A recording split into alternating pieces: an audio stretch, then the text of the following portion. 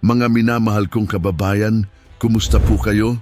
Ngayon, ibabahagi ko sa inyo ang isang kwentong magpapatunay na sa gitna ng bilyong-bilyong kayamanan, may pusong nagdadalamhati na patuloy na naghahanap ng pag-asa. Si Doña Aurora Alcantara, isang kilalang bilyonarya sa ating bansa, ay nababalot ng matinding kalungkutan. Walang silbi ang kanyang yaman para maibalik ang buhay ng kanyang nag-iisang anak na si Sofia na matagal nang nasa kritikal na kondisyon, nasa isang malalim na koma. Ang bawat araw ay tila isang pagsubok, isang paghahanap ng liwanag sa dilim. Ngunit isang hapon sa isang tagpong hindi inaasahan, nakita niya ang isang batang musmos sa parke. Ang batang iyon, si Lia, ay tila buhay na refleksyon ng kanyang anak. Sa isang sulyap, gumuho ang malamig na maskara ng bilyonarya at ang luha ay umagos ng walang pigil, luha ng pagkagulat at matinding pananabik. Ang simpleng pagtatagpo na ito ay magbubunyag ng isang milagro, isang lihim na magbabago sa kanilang lahat. Ano kaya ang koneksyon ng batang ito sa mayaman at malungkot na Doña Aurora? Sa kabilang dako ng ating Maynila, sa isang sulok na tila nalimutan na ng panahon, matatagpuan ang maliit na mundo ni Maya. 22 taong gulang pa lamang siya. Pero ang kanyang mga balikat, tila pinasa na ang buong bigat ng pamilya. Ang kanilang tahanan ay isang barong-barong, yari sa pinagtagpitagping yero at kahoy. Sa bawat pagpatak ng ulan, naririnig mo ang tunog ng mga timba at palangganang sumasalo sa tulo. Isang nakasanayan, hindi biro ang buhay. Ngunit sa kabila ng lahat ng hirap, may isang liwanag sa buhay ni Maya, ang kanyang nakababatang kapatid na si Lia. 7 taong gulang pa lamang si Lia, ang kanyang ngiti singliwanag ng araw. Ang kanyang mga mata ay puno ng inosenteng kagalakan. Si Lia, siya ang rason kung bakit bumabangon si Maya araw-araw, kahit pa ang kanyang mga kamay ay magaspang na sa pagtatrabaho. Bago pa man tuluyang sumikat ang araw, gising na si Maya. Naghahanda siya ng kakanin at mainit na kape. Itinitinda niya ang mga ito sa gilid ng kalsada. Pagkatapos noon, naglalaba siya para sa ilang kapitbahay. Sa gabi naman, kung may matitira pang lakas, nagtitinda siya ng sampagita sa ilalim ng tulay. Ang bawat sentimong pinaghirapan niya, walang iba ang patutunguhan kundi si Lia.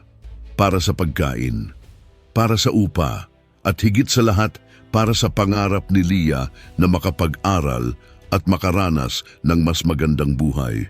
Ang takot na mawalan sila ng bubong sa ulo, ang takot na magkasakit si Lia at wala siyang maipanggamot.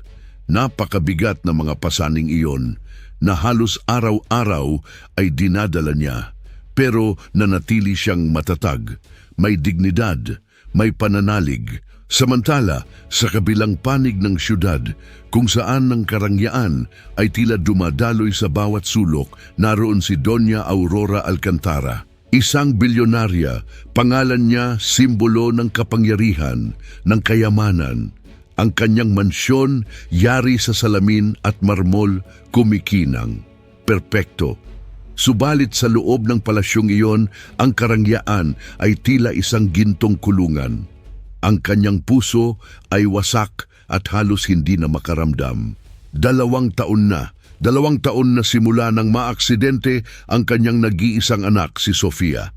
15 taong gulang pa lamang si Sofia. At hanggang ngayon nakaratay siya sa ospital, walang malay, nasa koma.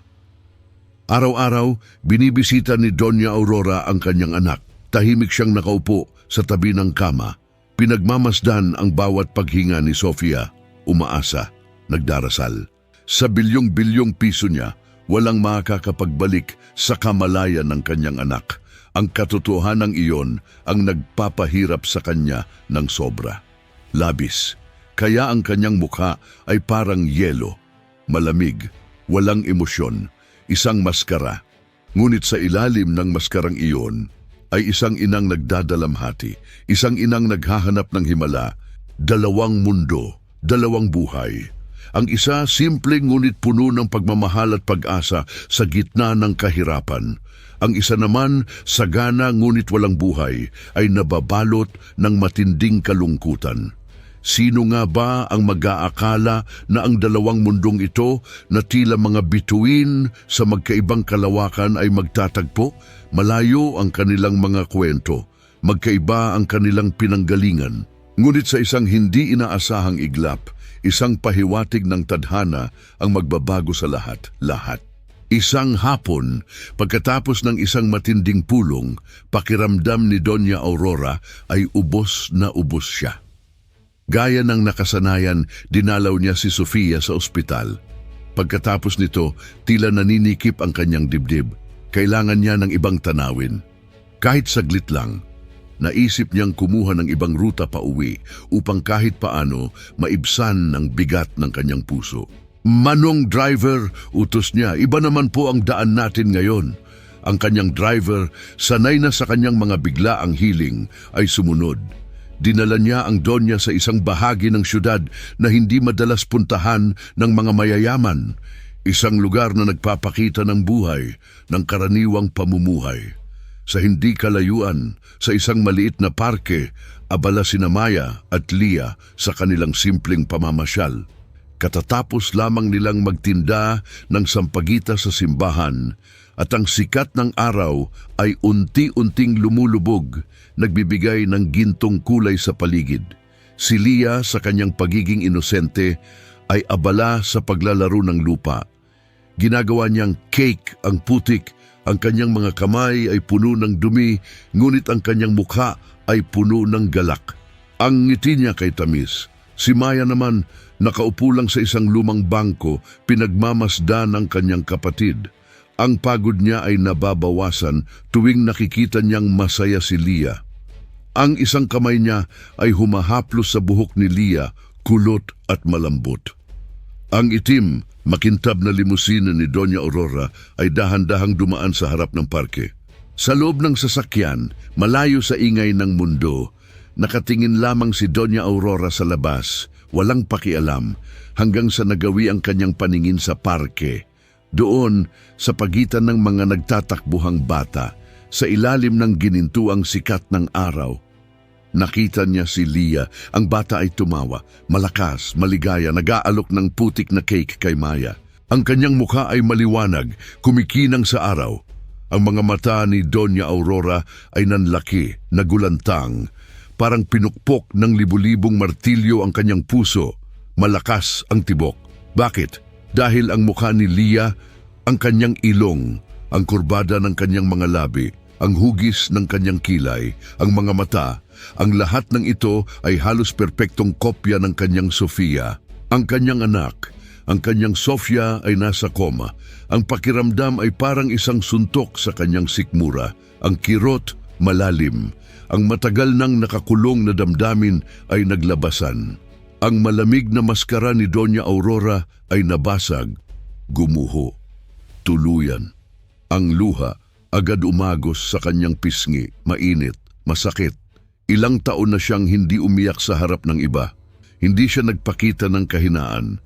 Ngayon, sa harap ng isang batang hindi niya kilala, umagos ang luha ng walang pigil, luha ng pagkagulat, ng matinding pananabik, at ng kalungkutan na muling nagbalik, mas matindi kaysa dati.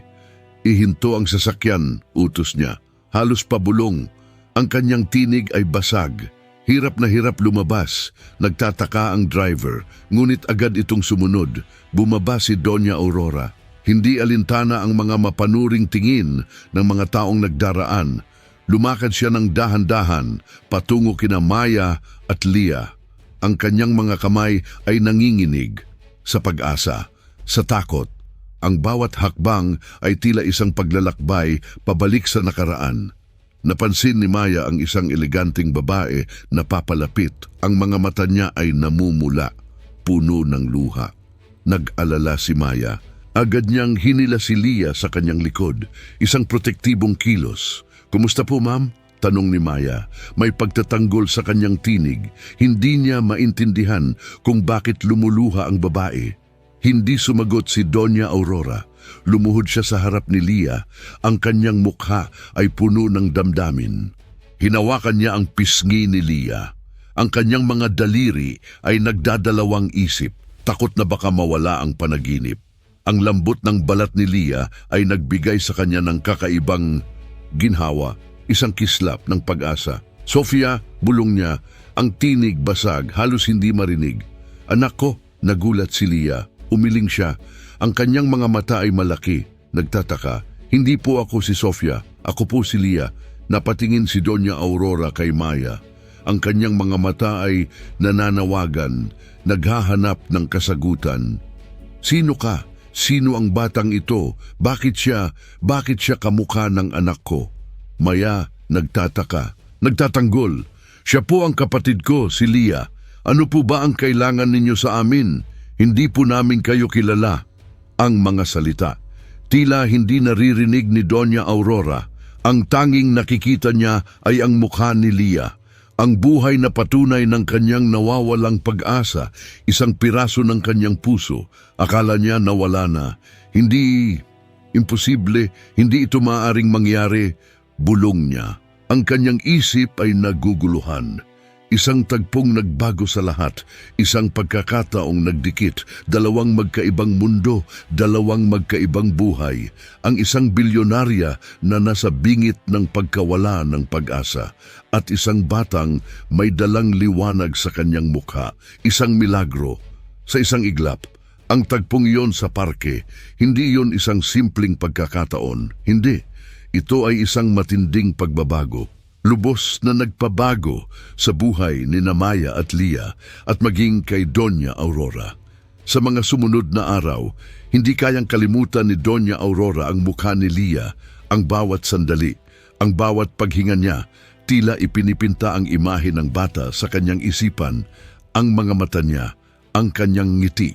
Ang kanyang kulot na buhok ay kasing ginto ng sinag ng araw. Ang pagkakahawig ni Lia kay Sofia, hindi ito simpleng pagkakataon. Para kay Doña Aurora, ito ay isang palatandaan, isang hiling mula sa kalangitan, isang sagot sa kanyang matagal ng dasal. Kinabukasan, maaga pa, pinahanap na niya agad si Maya at Lia. Hindi niya ininda ang pagtataka ng kanyang mga tauhan. Ang kanyang isip at puso ay nakatuon sa iisang layunin. Kailangan niyang makita sila muli. Nang matagpuan sila, nag-alok si Doña Aurora. Isang alok kay Maya, trabaho, bilang isang personal na katulong sa mansyon. Hindi lang iyon, kasama rito ang pagbibigay ng mas maayos na tirahan para kay Lia, sapat, masaganang pagkain. At ang pangako ng pagpapaaral kay Lia sa isang pribadong paaralan. Lahat libre, nag-aalangan si Maya sobra. Hindi siya sanay sa buhay ng karangyaan at ang motibo ni Doña Aurora tila malabo, puno ng misteryo. Naisip niya, baka may masamang intensyon ng mayamang babae, baka may kapalit, malaki. Ngunit nang makita niya ang pag-asa sa mga mata ni Lia, ang kalagayan ng kanilang barong-barong ay lalong lumalala sa bawat pagdaan ng araw. Tinanggap niya ang alok, walang ibang paraan, para makatakas sila sa kanilang kahirapan, para bigyan ng mas magandang kinabukasan si Lia. Ito ay isang desisyon, ginawa sa gitna ng desperasyon at isang bahid ng pag-asa. Nakipagkita si Maya kay Doña Aurora sa isang mamahaling kapehan, isang lugar na hindi niya kailanman naisip na mapupuntahan niya. Ang amoy ng mamahaling kape, ang tahimik na usapan ng mga tao, ang lahat ay bago sa kanya. Maya, malumanay na sabi ni Doña Aurora, naiintindihan ko kung bakit ka nag-aalangan, pero totoo ang aking alok. Kailangan ko nang makakasama sa mansyon, at sa tingin ko ikaw at si Lia ang makapagdadala ng kagalakan doon. Ang kanyang boses, may lungkot, may pakiusap. Narinig ni Maya ang sincerity sa boses ng Donya at ang pagbanggit sa kagalakan. Para kay Lia, para sa kanya. Doña Aurora, sagot ni Maya, nagpapasalamat po ako, pero hindi ko po maintindihan bakit po kami. Isang malalim na buntong hininga ang pinakawalan ni Doña Aurora. Ang kanyang mga mata ay napatingin sa malayo. Si Lia, siya ay nagpapaalala sa akin ng aking anak, ang aking Sofia, at ang presensya niya, ay nagbibigay sa akin ng kakaibang ginhawa ng pag-asa. Ito ay isang emosyonal na pag-amin, isang bahagi ng kanyang puso, ibinunyag. Naramdaman ni Maya ang sakit sa puso ni Doña Aurora. Naintindihan niya ang pagiging ina, ang pagmamahal. Ito ay isang pamilyar na pakiramdam. Sige po, Doña Aurora, sabi ni Maya. Ang kanyang boses ay matatag. Para po kay Lia, tinatanggap po namin ang inyong alok. Isang simpleng sagot, ngunit nagbigay ng isang malaking ginhawa kay Doña Aurora. Isang maliit na ngiti ang sumilay sa kanyang labi. Isang ngiting matagal nang hindi nakikita ng sinuman. Ito ay isang desisyon na magbabago sa kanila lahat. Isang simula ng isang bagong kabanata, isang pamilya. Hindi nila alam kung ano ang naghihintay sa kanila sa loob ng mansyon. Pero ang pag-asa naroon, isang liwanag sa dilim, ang araw ng paglipat ni Maya at Lia sa mansyon ng mga Alcantara, isang araw na hinding-hindi nila malilimutan. Mula sa pinagtagpi-tagping barong-barong, ang kanilang mundo ay tila nabaliktad. Ang malawak na gate ng mansyon ay bumukas ng dahan-dahan. Ang itim na kotse ay dahan-dahang pumasok. Ang tanawin, hindi ka pani-paniwala, isang palasyo, isang kaharian, napakalaki ng mansyon. Para itong isang malaking museo, puno ng kumikinang na marmol na sahig. Ang bawat sulok ay mayroong mamahaling dekorasyon, mga gintong palamuti, mga malalaking bintanang nagpapapasok ng sikat ng araw. Ang amoy sa loob ay malinis, mabango. Hindi tulad ng barong-barong na puno ng amoy ng usok at alikabok. Si Lia, sa kanyang pagkabata, ang unang nakibagay. Ang kanyang mga mata ay nanlaki sa pagkamangha. Ate Maya, bulong niya, ang kanyang tinig puno ng kagalakan. Para po tayong nasa isang engkanto. Tama si Lia, para itong engkanto. Nagulat si Lia sa dami ng laruan, mga manika, mga robot, mga sasakyan. Hindi niya kailanman inakala na makakakita ng ganitong karaming laruan. Mayroong silid na puno ng mga libro, makukulay na larawan. Ang hardin ay napakalawak. Tila isang gubat sa kanyang mga mata, puno ng iba't ibang uri ng bulaklak. Mga puno na pwedeng akyatin. Si Lia ay nagtatakbo, nagtatalon. Ang kanyang tawa ay malakas. Umaalingaw-ngaw sa malawak na espasyo. Para siyang isang ibon na nakalaya sa hawla, pero si Maya na natiling maingat, sobra. Ang bawat galaw niya, puno ng pagdududa, pag-iingat. Ang kanyang mga mata ay maingat na sinusuri ang paligid, ang mga kasambahay, ang mga gwardya, lahat bago sa kanya. Bawat salita, sinasala niya bago sabihin. Takot na baka makagawa ng pagkakamali, takot na baka mayroon siyang maling interpretasyon sa lahat ng ito. Ito ba ay totoo o isang panaginip lang? Hindi niya lubos na maintindihan ang motibo ni Doña Aurora. Ang lahat ay tila masyadong perpekto, masyadong maganda. Sa kabila ng kanyang abalang schedule sa negosyo, si Doña Aurora ay madalas na naglalaan ng oras para kay Lia.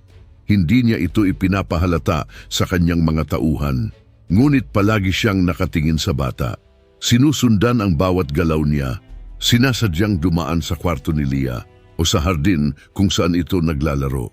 Binapansin niya ang bawat kilos ni Lia, ang paraan ng pagtawa niya, ang kanyang pagiging madaldal, ang kanyang pagiging mapagtanong. Bawat kilos, bawat kislap ng mata, nagpapaalala kay Sofia. Ang kanyang Sofia ay nakaratay sa ospital. Ang kanyang puso tila lumalambot. Unti-unting natutunaw, parang yelo na nalulusaw sa init ng araw. Nakikita ni Maya ang pagbabagong ito. Nakikita niya ang bahid ng ngiti sa labi ni Doña Aurora, ang kislap ng pag-asa sa kanyang mga mata. Tuwing kasama nito si Lia, isang ngiti. Matagal nang nawala sa mukha ng bilyonarya, isang maliit na senyales. Sa likod ng lahat ng yaman at kapangyarihan, may puso si Doña Aurora, isang puso naghahanap ng pag-ibig at pag-asa. Minsan, nakita ni Maya si Doña Aurora na nakasilip sa bintana at pinagmamasdan si Lia na naglalaro sa hardin. Ang mukha ng Doña ay may ngiti. Isang ngiti na hindi pangkaraniwan sa kanya. Ngiti ng isang inang masaya. Nagtataka si Maya. Sino nga ba talaga si Doña Aurora? Ano ba talaga ang nasa puso niya? Ang mga tanong na ito ay patuloy na bumabagabag sa kanyang isipan. Ang pagdududa, nandoon pa rin.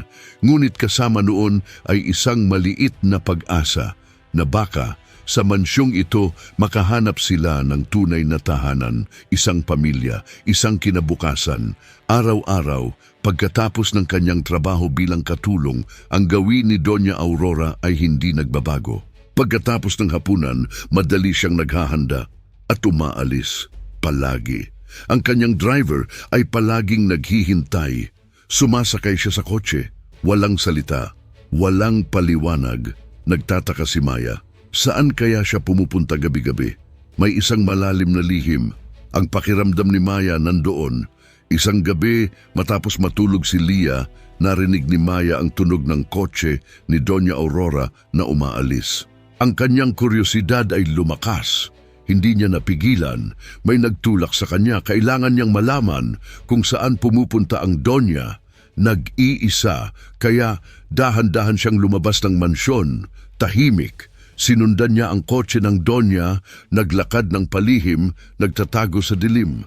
Ang kanyang puso ay bumibilis sa takot at sa pagtataka. Ang kotse ay huminto sa isang malaking ospital. Isang pribadong ospital. Hindi ito ordinaryong ospital. Mayroong malalaking pinto, mayroong maraming gwardya. Bumaba si Doña Aurora. Ang kanyang mukha ay malungkot, seryoso, nagmamadali siyang pumasok. Sumunod si Maya. Sa malayo, maingat, pumasok si Doña Aurora sa isang pribadong silid sa dulong bahagi ng ospital. Ang silid. Napakatahimik, walang ingay. Tanging ang tunog ng mga makina ang naririnig. Dahan-dahang sumilip si Maya sa pinto. Ang nakita niya, nagpatahimik sa kanya, nagpatigil sa kanyang mundo. Nandoon si Sofia, ang anak ni Doña Aurora, nakaratay, walang malay, nakakabit sa maraming makina ang mga ilaw, kumikinang sa dilim. Ito ang silid ni Sofia, ang kanyang anak, ang anak na nasa koma. Kaya pala malungkot si Doña Aurora. Kaya pala palagi siyang tahimik. Lumapit si Doña Aurora sa tabi ng kama ni Sofia. Hinawakan niya ang kamay ng kanyang anak. Ang kanyang mukha ay puno ng sakit, ng pagmamahal, ng pangungulila. Nandoon, sa tabi ng kama, isang larawan. Kinunan ni Maya. Dahan-dahan, ang larawan ni Sofia nung bata pa ito, isang masayahing dalaga, nakangiti, may suot na kulay rosas na bestida. Ang kanyang mga mata, ang kanyang ngiti. Nagulat si Maya, labis.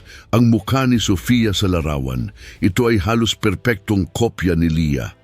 Walang kaibahan, ang kanyang mga mata, ang kanyang ilong, ang kanyang mga labi, ang kanyang buhok.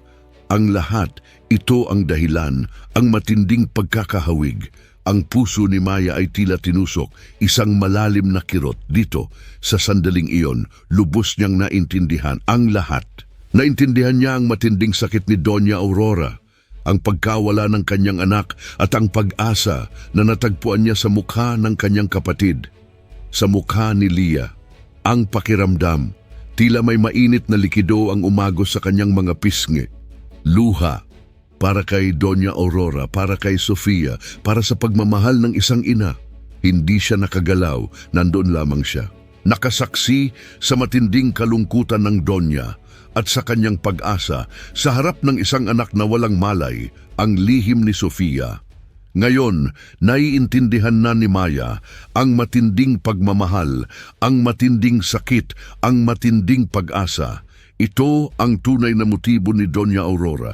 Hindi ito kasamaan, hindi. Ito ay pagmamahal, walang hanggan, ng isang ina. Sa bawat araw na lumilipas, unti-unting natutunaw ang malamig na maskara ni Doña Aurora. Ang presensya ni Lia sa mansyon. Tila isang sikat ng araw, unti-unting nagpapainit sa matagal ng yelong puso ng bilyonarya. Hindi na lang siya tahimik na nagmamasid. Nagpapakita na siya ng pagmamahal, ng pag-aalaga. May mga pagkakataong nahuhuli ni Maya si Doña Aurora. Binabasa ang mga kwento kay Leah bago matulog. Ang kanyang tinig, malambing, hindi na yung mahigpit na boses na naririnig sa opisina, kundi isang tinig ng isang inang nagmamahal. Nakikita ni Maya na pinapanood ni Doña Aurora si Leah, naglalaro sa hardin. Ang kanyang labi, may ngiti, isang ngiti na matagal nang nawala, ngayon naroon na, unti-unti. Hindi lang si Doña Aurora ang nagbabago. Si Maya naman, sa kanyang pagiging katulong, ay nagdala ng init ng pagiging totoo. Sa mansyon, ang kanyang simpleng pamamaraan sa pagluluto, ang kanyang pagiging maasikaso sa maliliit na bagay, ang kanyang pagiging masipag, nagbigay ng ginhawa at kaligayahan sa mga taong nakapaligid kay Doña Aurora. Ang mansyon, unti-unting nabubuhayan. Hindi na ito isang malamig na palasyo, kundi isang lugar mayroong buhay. Minsan, nahuli ni Doña Aurora si Maya, kumakanta kay Leah ng isang lumang awitin sa kanilang sariling wika. Ang tinig ni Maya, malambing, puno ng damdamin, nagdala ng kakaibang kapayapaan sa tahimik na silid, isang damdaming matagal nang nawala. Sa mga dingding na iyon, napansin ni Doña Aurora na ang kanyang tahanan, hindi na lang isang bahay, kundi isang tahanan. Isang hapon nakita ni Doña Aurora si Maya nakatingin sa isang lumang larawan sa sala, larawan niya at ni Sofia. Noong bata pa ito, masaya, nagtatawanan sa beach. Ang kanilang mga ngiti sumasalamin sa sikat ng araw. Lumapit siya kay Maya, dahan-dahan. Mahal na mahal ko si Sofia, sabi ni Doña Aurora, ang kanyang tinig tila malayo at puno ng kalungkutan. Ang pagkahulog niya sa koma, ang pinakamalaking parusa na maibibigay ng Diyos sa akin. Pakiramdam ko ako ang may kasalanan. Ang kanyang mga mata naglalahad ng kanyang sakit. Alam ko po, Doña Aurora, sagot ni Maya. Malambing ang tinig. Ganyan din po ako sa kapatid ko. Hindi ko po maisip ang buhay kung wala si Leah. Ang bawat magulang o kapatid, ginagawa ang lahat para sa kanilang mahal sa buhay. Nagkatinginan sila. Sa mga matang iyon, nakita ni Doña Aurora ang pag-unawa, ang empatiya, ng isang taong nakaranas din ng matinding pagmamahal. Sa mga mata ni Maya, nakita niya ang sugat ng isang ina. Pareho nilang dinadala ang sakit ng pagmamahal na puno ng takot. Unti-unting nawala ang pagitan ng kanilang mga mundo, ang pagitan ng karangyaan at kahirapan. Nagbahagi sila ng mga kwento tungkol sa kanilang mga anak, tungkol sa kanilang mga kapatid, ng mga pangarap, ng mga takot. Nalaman ni Maya ang tungkol sa pagkahilig ni Sofia sa sining at musika. Nalaman naman ni Doña Aurora ang pangarap ni Leah na maging isang guro, at ang kanyang pagkahilig sa mga bulaklak, sa bawat kwentong ibinabahagi, sa bawat damdaming ipinapahayag. Unti-unting naglalapit ang kanilang mga puso, ang kanilang mga kaluluwa. Ang mansyon, hindi na ito isang malamig na palasyo, kundi isang lugar na puno na ngayon ng init, ng buhay at ng pagmamahal. Isang di inaasahang koneksyon, isang bagong simula. Sa gitna ng mga bagong damdamin, sa gitna ng unti-unting paglalapit ng mga puso, hindi maiiwasan ang mga pagsubok, ang mga anino ng pagdududa. Unti-unting sumisilip sa sulok ng mansyon, mayroong isang matandang abogado. Yes, Attorney Salazar, siya ang pinagkakatiwalaan ni Doña Aurora sa negosyo. Matagal na, maraming taon na, ngunit para kay Attorney Salazar, ang presensya ni Maya at Leah sa mansyon, ito ay isang banta, isang malaking banta sa kayamanan ng Donya, sa reputasyon ng pamilyang Alcantara, at lalo na sa kanyang posisyon bilang kanang kamay ni Doña Aurora. Nagsimula si Attorney Salazar, nagtanong sa mga tauhan, nagmanman sa bawat kilos ni Maya at Leah, bawat galaw, bawat salita, tila pinagbibigyan ng malalim na kahulugan. Nagsimula siyang maghasik ng pagdududa sa isipan ni Doña Aurora. Doña Aurora, maririnig ni Maya ang boses ni Attorney Salazar. Isang hapon, habang nag-aayos siya ng mga bulaklak sa pasilyo malapit sa opisina ng Donya. Ang pinto ay bahagyang nakabukas. Sigurado po ba kayo sa mga taong pinatitira niyo dito? Hindi ba po masyadong mabilis ang lahat? Ang pagdadala ng isang estranghero sa loob ng ating tahanan, mapanganib po. Attorney Salazar, sagot ni Doña Aurora, may bahid ng inis sa kanyang tinig. Pinagkakatiwalaan ko si Maya at si Lia. Hindi sila mga estranghero, pamilya na sila. Pamilya? May pagdududa sa boses ng abogado. Doña Aurora, huwag po kayong magpabulag. Alam po nating lahat na napakayaman nyo. Maraming pwedeng manamantala. Posibleng motibo, baka gusto lang nilang samantalahin ang kabutihan nyo. Ang mga salita, bawat isa, tumagos sa puso ni Maya, parang kutsilyo, masakit, sobra. Nasaktan si Maya, labis. Muling bumalik ang kanyang pagdududa, ang matinding pag-aalala na isip niya. Tama ba si Attorney Salazar? Ginagamit lang ba sila? Baka.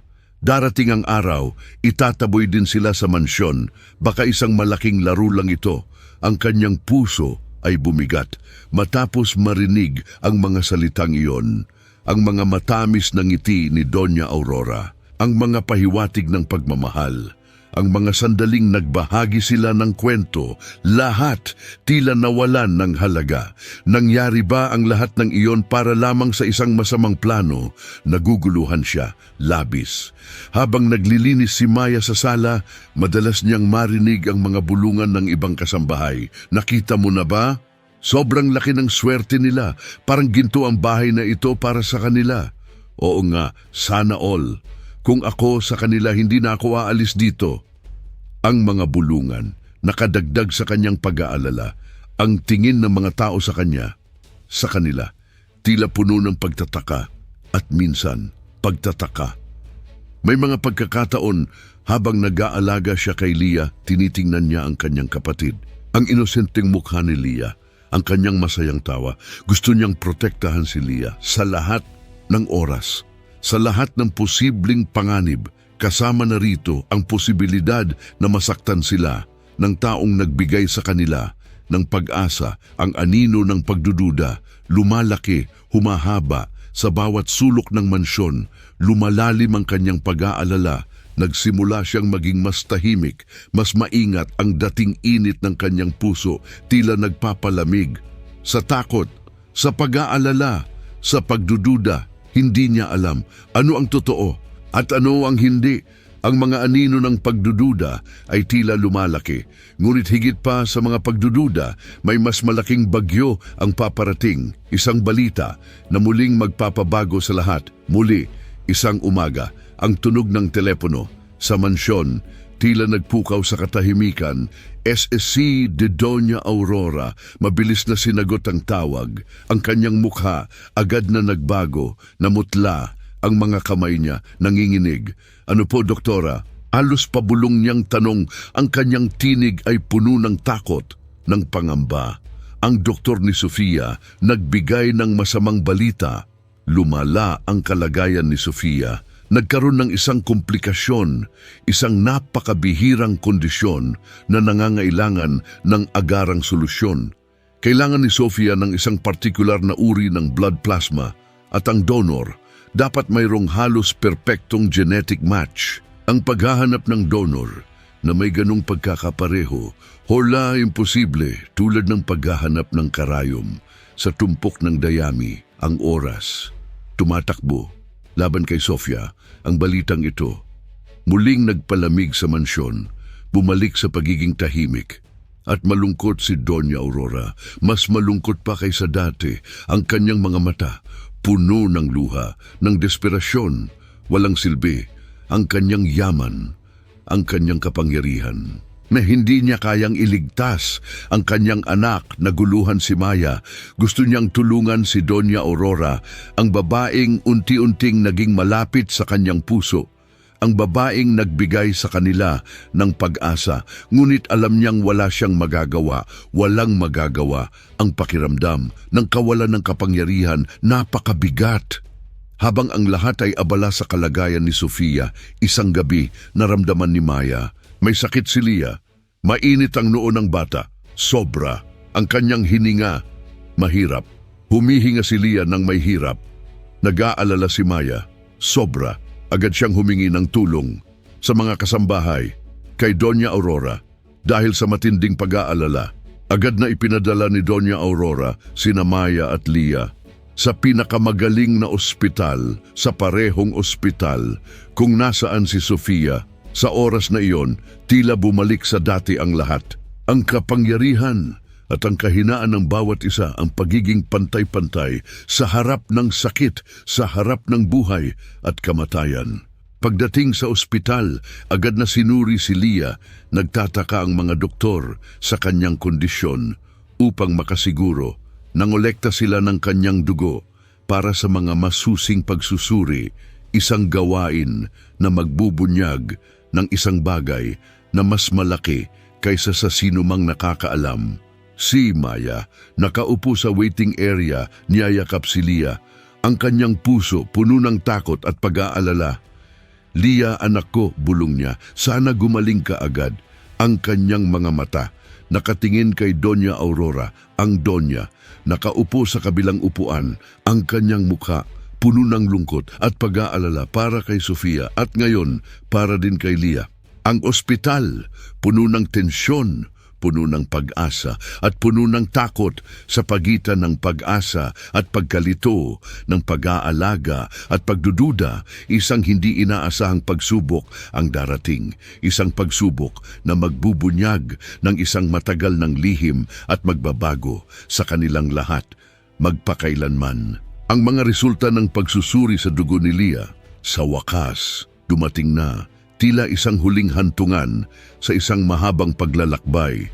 Si Doña Aurora, sa kabila ng kanyang matinding pag-aalala at pagiging abala sa kalagayan ni Sofia, ay personal na sumama kay Maya upang pakinggan ang balita mula sa doktor. Ang mga salitang lumabas sa bibig ng doktor, nagpabago sa lahat, tila isang lindol na nagpayanig sa kanilang mga mundo. Ang tatlo, nakaupo sa loob ng opisina ng doktor, tahimik. Ang bawat isa may kani-kanyang takot at pag-asa. Ang doktor umupo, ang kanyang mukha seryoso, ngunit may bahid ng pagtataka. Miss Alcantara, Maya, panimula ng doktor, may napansin kaming pambihirang pagkakatulad sa genetic markers ni Lia at ng pasyenteng si Sofia. Hindi lamang ito simpleng pagkakatulad, hindi. Sa katunayan, ang kanyang blood type at ang ilang genetic compatibility factors ay halos perpekto para sa kailangan ni Sofia, para sa kanyang kondisyon. Napatulala si Doña Aurora, ang kanyang puso bumilis, matindi, ang kanyang isip naguguluhan. Paano nangyari iyon? Isa lamang itong coincidence, hindi ba? Ang kanyang tanong, nagmamadali, puno ng pag-asa at takot. Nagpatuloy kami sa mas detalyadong genetic testing at ito po ang aming natuklasan, patuloy ng doktor. Ipinakita ang isang folder, mayroong mga graphs at printouts. Batay sa aming DNA analysis, si Lia ay may matinding koneksyon sa pamilya Alcantara. Sa madaling salita, si Lia Alcantara ay ang pamangkin ng inyong ama at pinsan ni Sofia Alcantara. Para silang binagsakan ng langit at lupa, nagkatinginan sina Doña Aurora at Maya, parehong nabigla, parehong hindi makapaniwala. Ang kanilang mga mata, nagtatanong, naghahanap ng kasagutan sa isa't isa. Imposible! Bulong ni Doña Aurora, ang kanyang mukha, namumutla ang kanyang mga kamay, nanginginig. Hindi ko alam na mayroon akong kapatid na nagkaroon ng anak na Alcantara. Wala akong kapatid na Elena. Ipinaliwanag ng doktor na sa kanilang paghahanap sa ancestry ni Lia, natuklasan nila ang isang lumang record mula sa isang malaking ospital sa probinsya. Halos 25 taon na ang nakalilipas. Mayroong isang babae na nagngangalang Elena Alcantara. Nawala sa radar ng pamilyang Alcantara dahil sa isang hindi pagkakaunawaan. Nagpanganak ng isang sanggol sa probinsya. Agad na pumanaw si Elena pagkatapos ng panganganak. dahil sa mga komplikasyon, ang sanggol dinala sa isang ampunan at sa loob ng ilang buwan ay inampon ng isang pamilya. Ang pangalan ay De Los Santos, ang pamilya ni Maya. Ang nanay ni Maya noon ay naghahanap ng anak, ang nag-ampon kay Lia, at itinuring siyang parang tunay na anak kahit na alam niya ang kanyang pinagmulan nang pumanaw din ang nanay ni Maya dahil sa sakit. Si Maya ang nagpatuloy na mag-alaga kay Lia, nangako sa kanyang ina sa pangangalagaan niya ang kanyang kapatid. Ang mga piraso ng puzzle unti-unting nabuo, bawat isa pumupuwesto sa kanyang tamang lugar. Ang pagkakahawig ni Lia kay Sofia, hindi isang simpleng coincidence. Sila ay magpipinsan sa dugo.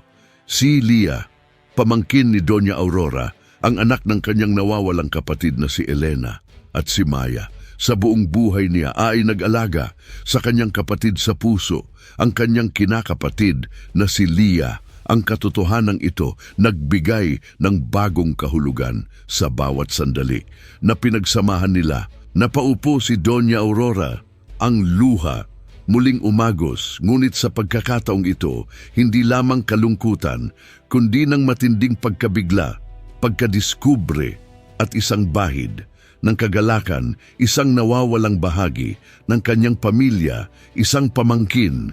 Hindi niya kailanman nakilala ang kanyang kapatid na si Elena, na matagal nang nawawala at inakalang patay na. Ay nag-iwan pala ng mana si Elia. Ang pakiramdam, tila isang malaking pasanin ang nabunot sa kanyang dibdib. Ngunit kasabay nito ay isang mabigat responsibilidad. Ang pagkabigla, matindi. Ngunit sa likod ng lahat ng revelasyon, may mas malaking pagsubok, ang desisyon. Upang mailigtas si Sofia, kailangan ng dugo ni Lia, kailangan ng genetic match na ito, isang pabor na maaaring magdulot ng peligro sa batang MUSMC Doña Yona Aurora. Lumuhod sa harap ni Maya, ang kanyang mga mata nananawagan, puno ng pagmamakaawa. Maya, ang kanyang tinig, basag. Alam kong mahalaga si Sofia sa akin, alam kong mahalaga si Lia sa iyo, pero hindi ko ito hihilingin kung hindi kritikal ang kalagayan ni Sofia. Hindi lang ito para kay Sofia, para rin ito sa pamilya natin ngayon. Mahalaga si Lia, mahalaga ka. Kung pumayag kayo, hindi lang ito pagliligtas kay Sofia, kundi pagbuo ng isang pamilyang matagal nang nawawala at nasira. Ipinakita ni Doña Aurora ang kanyang pinakamatinding kahinaan at pag-asa, ang kanyang buong pagkatao, nakasalalay sa desisyong ito. Si Maya, sa kabila ng matinding pagkabigla at pagkalito, nanatiling matatag, niyakap niya si Lia, ang kanyang mga kamay, mahigpit na nakayakap sa bata, protektado. "Ma'am," sabi niya kay Doña Aurora, ang kanyang tinig, nanginginig, ngunit may determinasyon. "Alam kong mahalaga si Sofia sa inyo, pero si Lia, siya lang ang lahat sa akin. Hindi ko po siya kayang ipahamak."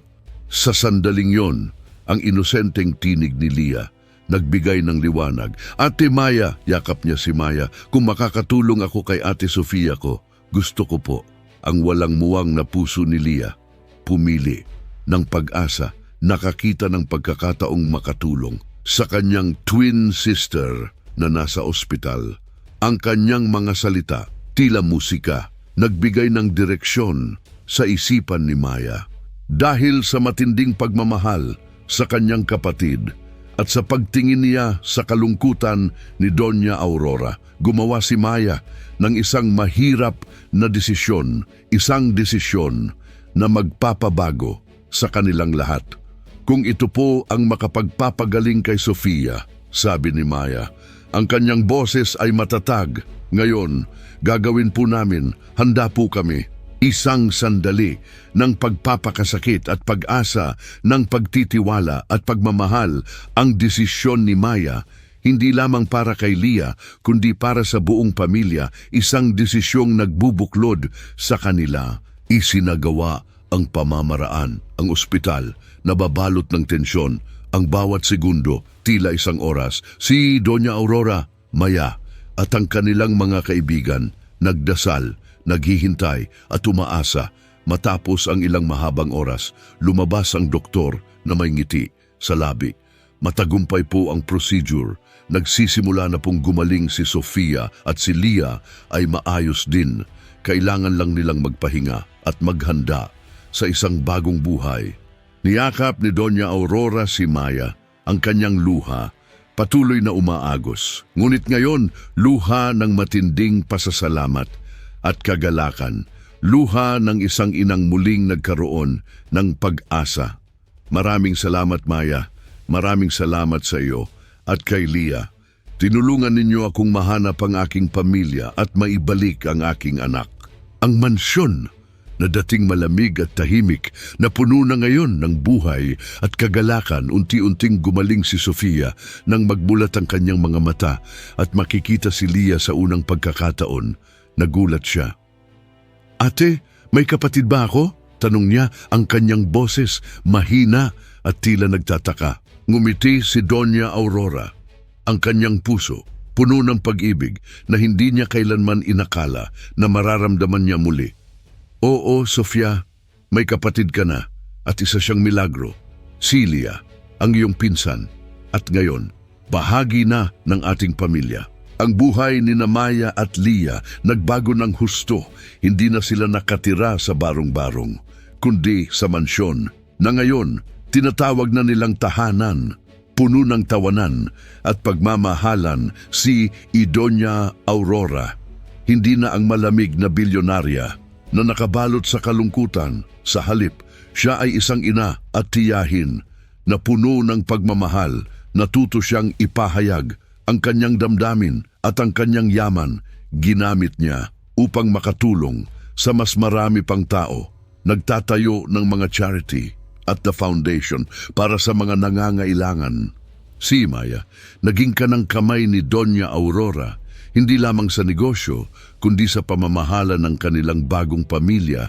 Nagpatuloy siya sa pag-aaral at naging matagumpay sa kanyang propesyon habang nananatiling mapagkumbaba at may integridad. Hindi kailanman nalimutan ang kanyang pinagmulan, si Lia at Sofia. Naging matalik na magkaibigan, magkasama sa pag-aaral, paglalaro at pagtuklas ng mundo. Ang pagkakawangis nila, patunay ng kanilang koneksyon, hindi lang sa dugo, kundi sa kanilang mga puso. Ang kwento ng bilyonarya na umiyak, nang makita ang batang kamukha ng kanyang anak, ay naging kwento ng pag-ibig, paghahanap at pagkakaisa ng pamilya. Isang paalala na ang tunay na kayamanan ay hindi nasusukat sa salapi, kundi sa pagmamahal at koneksyon na ating pinagsasaluhan. Ito ay isang testamento sa kapangyarihan ng pag-asa, pagmamahal, at ang mga hindi inaasahang himala na maaaring baguhin ang ating buhay. Ang kanilang pagtatapos, hindi lang isang simpleng happily ever after, kundi isang bagong simula, isang pamilyang nabuo sa gitna ng pagsubok at milagro, isang pamilyang nahanap ang kanilang tunay na kayamanan sa isa't isa. Maraming salamat sa kwentong puno ng pag-asa. Ano ang masasabi mo? I-comment at mag-subscribe para sa susunod na kwento. Paalam.